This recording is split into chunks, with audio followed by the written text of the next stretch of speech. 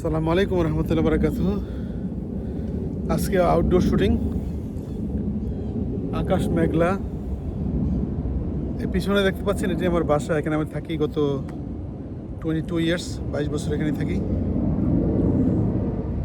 তার আগে ছিলাম অন্য জায়গায়, আরেকটা বাড়ি ছিল, সেখান থেকে এখান থেকে কোথায় যাবো জানি না। তো যাই হোক, আজকের আলোচনার বিষয়বস্তু এই যে বাড়িটা পিছনে, এটা নিয়ে কথা বলি। হ্যাঁ, আমাদের স্পেশালি আমরা যারা বাংলাদেশি, দেশে বা বিদেশে যেখানে থাকি না কেন, আমাদের এই যে আবাসনটার পিছনে কিন্তু আমরা জীবনের অনেকটা সময় দিয়ে দিই। ধরেন, মানে বাংলাদেশে একটা মানুষ অনেক দিন চাকরি করলো। আমি সাধারণ মানুষের কথা বলতেছি, যারা ধরেন সৎভাবে চলে বা সৎ ব্যবসা করে, তারা এই হোল লাইফটা প্রথমে হয়তো শুরু করে, যেমন আমিও শুরু করেছিলাম। আমি যখন জনতা ব্যাংকে চাকরি করতেছিলাম অনেক আগে, তখন আমরা ভাড়া বাসায় থাকতাম। ইভেন প্রথমে আমার মেজো ভাই এবং আমরা একটা বাসা শেয়ার করে থাকতাম।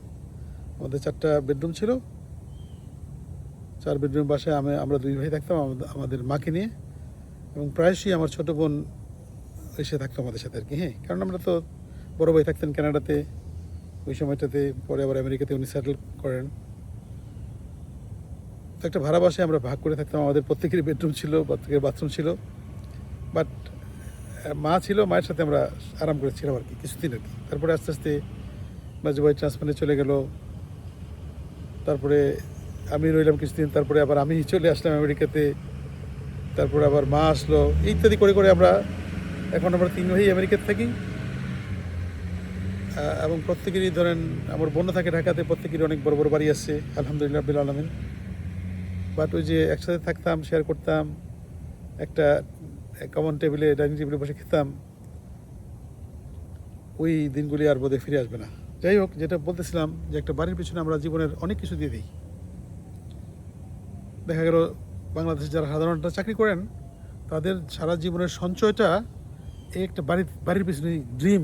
হ্যাঁ, এবং যখন ওনারা চাকরি শেষ অবস্থায় অথবা চাকরি রিটায়ার করে একটা বাড়ি করতে করতে ওনাদের জীবন কালটাই শেষ হয়ে যায়। এবং দেখা যায় যে বাড়ি করলো, বাড়িটা করে উনি কয়দিন পরে ওনার আসল বাড়িতে চলে গেলেন, যেটা 3.5 হাত কবর। তো আমি ডিসকারেজ করবো না, বাড়ি করা ডেফিনেটলি সবারই একটা আবাসস্থল থাকা দরকার।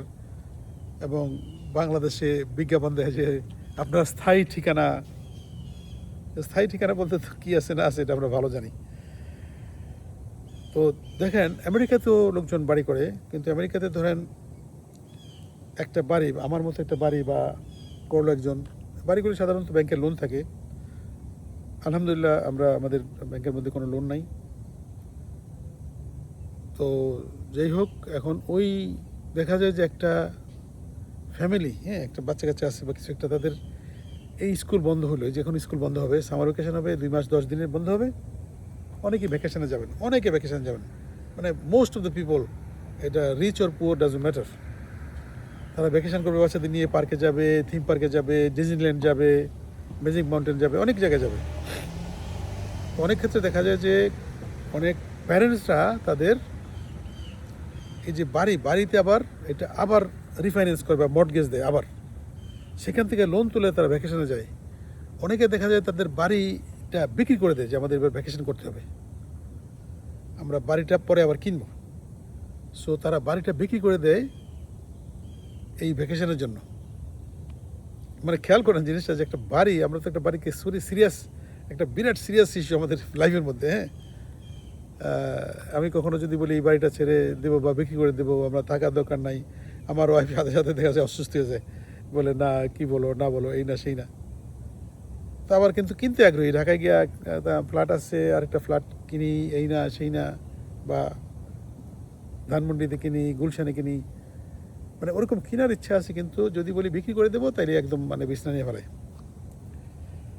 তো প্রসঙ্গটা ব্যাক করে যাই আবার, একটা বাড়ি, ধরেন এই বাড়িটা যে আমার পিছনে দেখতেছেন, এই বাড়িটা আমার, হ্যাঁ, কিন্তু এই বাড়িটা আমার বলতে কতটুকু আমার, মনে করেন এটা আমার সাথে সাথে কি এটা যাবে? আমি এখন এই তো আগামী মাসে বেড়াতে যাব কানাডাতে, আমার বাড়িটা কিন্তু নিতে পারবো না, এটা এখানে পড়ে থাকবে। বাংলাদেশে গেলাম, বাড়িটা এখানে রয়ে গেলো, আমি কিন্তু সাথে নিতে পারবো না। আমার সাথে সাথে কি ঘুরে? আমার বডিটা ঘুরে, আমার মাইন্ডটা ঘুরে সবসময়। তো এখন তারা চেষ্টা করে যে আমেরিকান এই যে একটা ফ্যামিলির কথা বললাম, তারা বাড়ি বিক্রি করে দিয়ে ভ্যাকেশনে চলে যায়। তারা চিন্তা করে যে আমার বাচ্চারা বড় হচ্ছে, আমরাও একটু এক্সস্টেড, আমাদের লাইফের এই যে বাচ্চাদের বন্ধ, আমরা এই সময়টা একটু এনজয় করি, কারণ এই সময়টা আমাদের কাছে আর ফিরে আসবে না কখনই। তো তাদের থিওরিটা এরকম যে আমরা let us sell this temporary house to have some permanent memory and permanent, আমরা একটু আনন্দ করি, আমাদের স্মৃতি হোক বাচ্চাদের সাথে, এইটাই আর কি। তো অনেক সময় দেখেন আমরা, specially I know many people in my life, দেখা গেলো তাদের লাইফটা টোটালি ডেডিকেটেড টু অ্যাকুমুলেট মানি। তাদের টাকা ইনকাম ও টাকা জমানোর পিছনে তাদের ফুল লাইফটা তারা ডেডিকেশন দিয়ে দিচ্ছে একদম totally dedicated to earn and save মানি।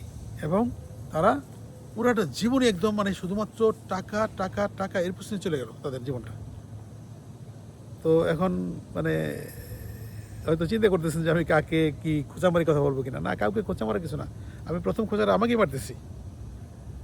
আমি চিন্তা করেন যে যেটুকুই কাজকর্ম করেছি বা করতেছি, সামান্য আমার আয় উৎস যেটা আছে, এটার টোটাল একটা ভালো ডিস্ট্রিবিউশন আমি করতে চাই, সবসময় চেষ্টা করি। যেমন আমার ইনকামটা আমি চিন্তা করবো যে আমার ইনকামটা আমার আল্লাহ তাআলা দিচ্ছেন রিজিকটা, এটা সর্বোত্তম, এটার বিনিয়োগটা কী হবে? ডেফিনেটলি সর্বোত্তম বিনিয়োগ কিন্তু আপনার নিজের জন্য, আপনার পরিবারের জন্য, মনে রাখবেন।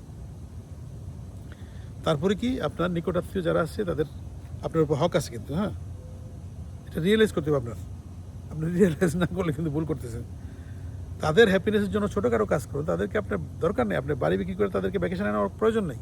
কিন্তু আপনার যদি বাড়তি থাকে 10,000 টাকা থাকে বাড়তি, 10,000 টাকা থেকে তাদেরকে 2,000 টাকা 5,000 টাকা দেন না কেন? যে তোমরা তো অনেক দিনই করছো না, এবার ইচ্ছা তোমরা করো, আমি তোমাদেরকে 5,000 টাকা দিলাম, তোমরা একটু ভালো কাপড় চোপড় করো, ভালো কিছু খাও।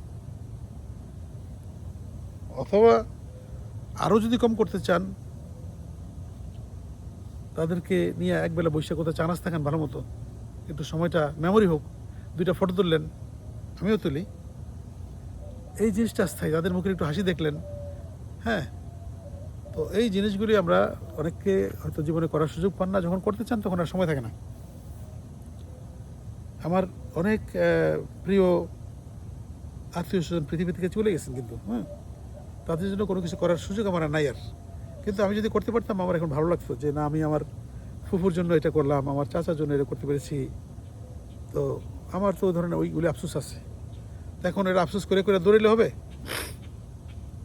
বরঞ্চ আমার দেখতে হবে তাদের ছেলে মেয়ে কারা আসছে, তাদের জন্য কিছু করা যায় কিনা, তাদেরকে মুখে একটু হাসি দেওয়া যায় কিনা, একটু ভালো ব্যবহার করা যায় কিনা, 2টা টাকা দেওয়া যায় কিনা।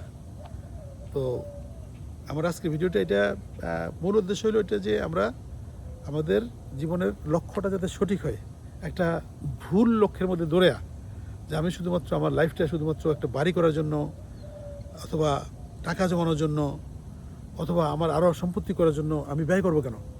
আমার রিয়েল সম্পদ কোনটা, এই জিনিসটা বুঝতে হবে আমার রিয়েল সম্পদ কিন্তু আমার সঠিক পথে থাইকা আল্লাহর সন্তুষ্ট নিয়ে জান্নাতে যাওয়ার জন্য সবচেয়ে ভালো ইনভেস্ট করতে হবে সেখানে। তারপরে আল্লাহ তাআলা বলেছেন যে তুমি জ্ঞান অর্জন করো। জ্ঞান অর্জন করা কিন্তু এটা একটা ফ্রেজ, যেমন তালাবেল এলমে ফারিদাতুন আলা কুল্লি মুসলিম ওয়া মুসলিমাতুন, প্রত্যেক নরনারীর জন্য জ্ঞান অর্জন আপনার ফরজ, মানে জ্ঞান অর্জন করতে হবে আপনাকে। হ্যাঁ, জ্ঞান নিয়ে কথা বলেছিলাম একটা ভিডিওতে, আজকে না বলি। তো এই জন্য জ্ঞান অর্জন করতে হলে আপনাকে ঘুরতে হবে, পরিবেশকে দেখতে হবে, জানতে হবে, আল্লাহর সৃষ্টি দেখার ওইটাও একটা কিন্তু অনেক বড় ইবাদত। আল্লাহর সৃষ্টি দেখা এবং দেখে দেখে সেটার জন্য আল্লাহকে শুকরিয়া আদায় করানো একটা মস্ত বড় ইবাদত। তো এটা করতে পারেন। তো আমি এনকারেজ করবো আপনারা যারা আপনাদের কষ্টার্জিত যে সম্পদ, ধন সম্পদ, এটা সঠিক ব্যবহারটা করুন। এটা যাতে আপনার বডি মাইন্ড, মানে আত্মা, হৃদয়, রুহ এটাতে সন্তুষ্ট হয়। এবং রুহ সন্তুষ্ট হবে কখন, এটা নিয়ে তো আর বিরাট লেকচার দেওয়া যায়, এখন আর না বলি। আমি এনকারেজ করবো আপনারা ভ্রমণ করুন, দেশে থাকলে দেশের মধ্যে বিভিন্ন জায়গায় দেখুন, আপনাদের আত্মীয় স্বজনের সাথে একটু সময় ব্যয় করুন, তাদেরকে সময় দিন, তাদেরকে পারলে এক কাপ চা খাওয়ান, একটা বিস্কিট খাওয়ান, দুইটা সুখ দুঃখের কথা বলেন। ইট ইস এ ভেরি গুড ইনভেস্টমেন্ট। আমি এখানে বসে বসে যখন দেখি, বাংলাদেশ তো এখন অনেক ট্যুরিজম অনেক আগে গেছে, বিভিন্ন প্রোগ্রাম দেখি যে টাঙ্গুয়ার হাওড়ে যাওয়া ঢাকা থেকে সুবিধা, সুন্দরবনে যাওয়া ঢাকা থেকে সুবিধা, একেবারে বোটে করে সারা বাংলাদেশ ট্রাভেল করা যায় এবং বোটগুলি খুব সুন্দর, এয়ার কন্ডিশন, অ্যাটাচ বাথরুম আছে। আমার খুব মন চায় যে আমি আমার আপনজনদের নিয়ে একটু ঘুরি বেড়াই। হ্যাঁ, তো দেখেন এই ফিলিংটা আমি শেয়ার করলাম, যেটা আসলে আমাদের করাটা অনেক জরুরি এবং এটা আমি মনে করি যে আপনাদের লাইফের জন্য বেস্ট ইনভেস্টমেন্ট হবে। Invest for your family, close friends এবং আত্মীয় স্বজন যারা আছেন, ময়মুরব্বী আছেন, এদেরকে সময় দেন, এদের পিছনে কিছু অর্থ ব্যয় করেন, আপনার জন্য ভালো হবে। তো যাই হোক, তার বলে যে বাড়ি করবেন না তা না, কিন্তু বাড়ি করেন, কিন্তু বাড়ির জন্য আপনার জীবনটা নষ্ট করেন না। হ্যাঁ, বরঞ্চ জীবনের জন্য আপনার বাড়িটাকে ব্যয় করাটা বেটার হবে আপনার জন্য, আমি মনে করি। তো যাই হোক, এইটুকুই আলাপ ছিল। আমাদের আজকে অনেক কাজ, আজকে ঘোরাঘুরি করতে হবে মোটামুটি। আমার আবার কতগুলি ফুলের গাছ কিনেছি, গতকালকে কিনেছি, মানে আমাদের এক নেইবার ভাবি, উনি হেল্প করেছেন, গাছগুলি ওনার স্টোরে সেলে ছিল। আমরা 10টা গোলাপের চারা কিনে এনেছি, গোলাপ গাছ, ওগুলি আবার আজকে আমার দায়িত্ব, এগুলি লাগাইতে হবে। আমি কিছু সারটারও নিয়ে আসছি, গাড়ির মধ্যে আসছে, এই যে এখানে সারিবদ্ধ করে রাখা। এগুলি কিন্তু অনেক সুন্দর হবে যখন এগুলি প্রস্ফুটিত হবে, অনেক বড় হবে, এই জায়গাটা খুবই সুন্দর হবে আশা করি। হ্যাঁ, তো এটা এই আমি জানি না, design has to be approve by my wife. উনি যখন অ্যাপ্রুভ করবে তখন এটা হবে আর কি। তো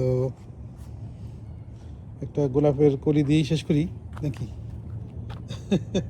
সবাই ভালো থাকবেন, আমাদের জন্য দোয়া করবেন ইনশাআল্লাহ তাআলা। আবার হয়তো অন্য একটা ভিডিও নিয়ে আসবো খুব তাড়াতাড়ি। হ্যাঁ, ওই পর্যন্ত তাহলে আল্লাহ হাফেজ। এই যে চলে এসেছি আমার দরজায়। হ্যাঁ, ইনশাআল্লাহ সবাই ভালো থাকবেন। আসসালামু আলাইকুম ওয়া রাহমাতুল্লাহ ওয়া বারাকাতুহু।